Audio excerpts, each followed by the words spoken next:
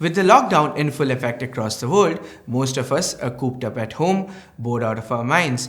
That's why I've brought you a collection of mobile games that are all free to play. Some of these are fresh new titles, others are old ones that you may never have heard about. Hey guys, Omurto here from C4E Tech, and welcome to a fresh new installment of C4E Games, Lockdown Edition. Oh, and if you do end up liking this video, please subscribe and turn on notifications by hitting that bell icon.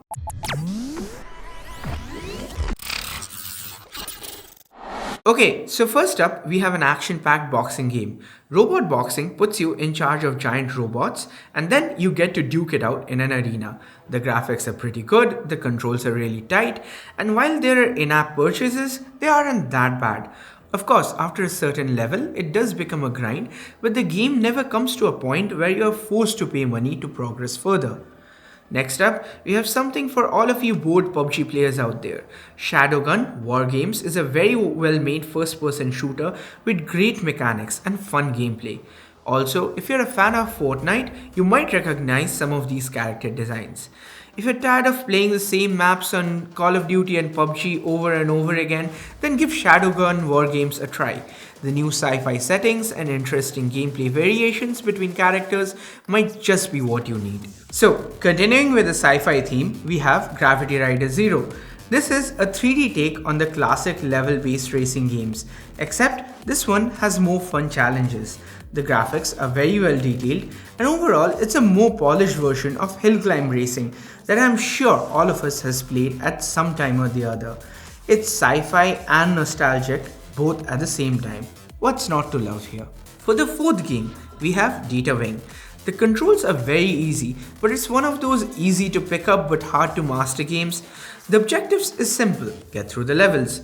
But what shines here are the neon backgrounds, a nicely woven storyline, and most of all, the soundtrack. Headphones highly recommended while playing this one.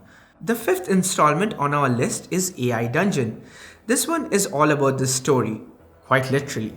AI Dungeon is a text-based game where the story is manufactured by, yes, the AI. The main attraction here is that we can write in any response that we want, and the AI should come up with an appropriate answer that continues the storyline. I say should because at times it is incoherent, but when it does work, AI Dungeon is seriously fun. Now, I know that text-based games might not be everyone's cup of tea. That's why we have Total Party Kill. This one also is based on Dungeons and Dragons. The twist here is that to clear the level, we have to sacrifice one or more of the party members. It's actually a very unique concept, and the puzzles quickly go from easy to pretty hard. The graphics are a little old school, but I think the retro art style really suits this title. Speaking of art style, we have Kickflight. It's a 4v4 fighter where the characters are all from famous animes. The voice acting is in Japanese too, something that I'm sure most anime fans would appreciate. And honestly, even if you don't enjoy watching anime, Kickflight is a fun brawler. Fly around, beat people up, collect crystals, it gets addicting after a while. Now, I have one more for the puzzle fans out there. The eighth game on the list is Get Access. The main draw here is the isometric art style. We have to go between rooms solving several puzzles, and we can rotate the perspective of the rooms, leading to some really interesting problems and solutions. The gameplay is also quite challenging at times, and the story is intriguing. For the ninth spot, we have Assassin's Creed Rebellion. Now, this isn't like the other Assassin's Creed games that have come before it. In fact, we have a more cartoony art style here. It's a turn-based RPG with some pretty interesting RNG elements thrown in. Think of it as XCOM, but if it was set in medieval Europe.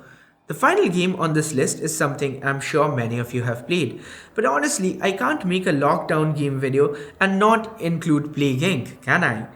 Now, a lot of the game is under a paywall, but the starter virus gives us a very good idea of what this game is all about. The objective here is pretty simple, kill the entire population of the world. It's really fun to play, and I highly recommend the full paid version for people who end up liking the initial gameplay. Of course, it wouldn't be a C4E Tech list without a bonus entry, would it? So, for a bonus entry, we have Father.io. It's an augmented reality first-person shooter and it feels really futuristic. Honestly, Father.io would have made it to the main list of games itself. But the online multiplayer requires an add-on accessory called the Interceptor. Well, since it's a lockdown and everything, we couldn't get our hands on one, so we weren't able to really test it out. But the concept looked really exciting, so here we are. That about wraps it up for this video. Which one of these games did you like the most? Also, do you have any new game recommendations for me? It can be a casual game or a full-blown RPG. Whatever it is, let me know via the comments below.